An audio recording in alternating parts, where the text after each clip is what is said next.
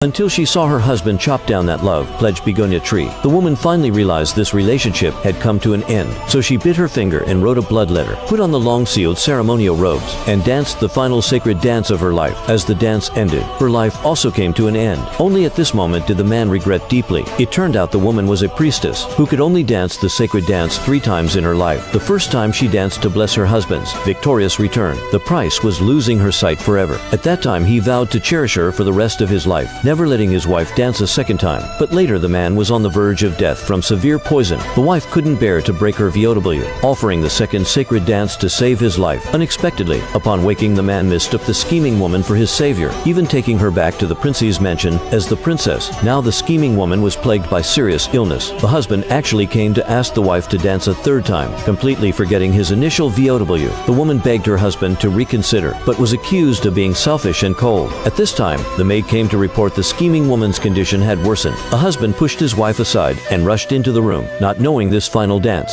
would cause his wife's spirit to scatter, and the man would also suffer intense backlash. Hearing the woman could dance to save her, the scheming woman secretly rejoiced, as this was exactly what she wanted. In order to completely possess the man, the scheming woman intentionally scalded the woman with an iron kettle, and when the man entered, she schemed to be pushed over. The husband scolded the wife without discerning right from wrong. The woman never imagined, after giving everything for the man, she couldn't compare to the scheming woman's false affections, and at this point the scheming woman still wasn't satisfied, so she instigated the man to cut down the begonia tree in the courtyard, symbolizing their love, lying that the begonia flowers could cure her illness. The husband actually agreed without hesitation. The woman heard the commotion and rushed to stop it, nearly getting hit by the falling tree. After the husband saved her, he actually said it was just a tree, but back then it was under this very tree. He had vowed to love her for a lifetime. Now everything had changed, so when the husband asked her to dance again to save the scheming woman, the disheartened woman finally agreed. She would let the husband taste the backlash. On their wedding day, that night the woman wrote her will, planning to give it to the man as a wedding gift, then put on her ceremonial robes and set off on the path of no return. As the sacred dance began, the world changed color. The steward hurriedly came to report an ominous sign had appeared in the mansion. The husband rushed to the courtyard and found a glowing box. Inside was his wife's farewell letter. Only then did he realize the sacred dance would take his wife's life, so he frantically rushed toward the altar, but was blasted back hundreds of meters by a golden light, only able to watch helplessly as the one he loved most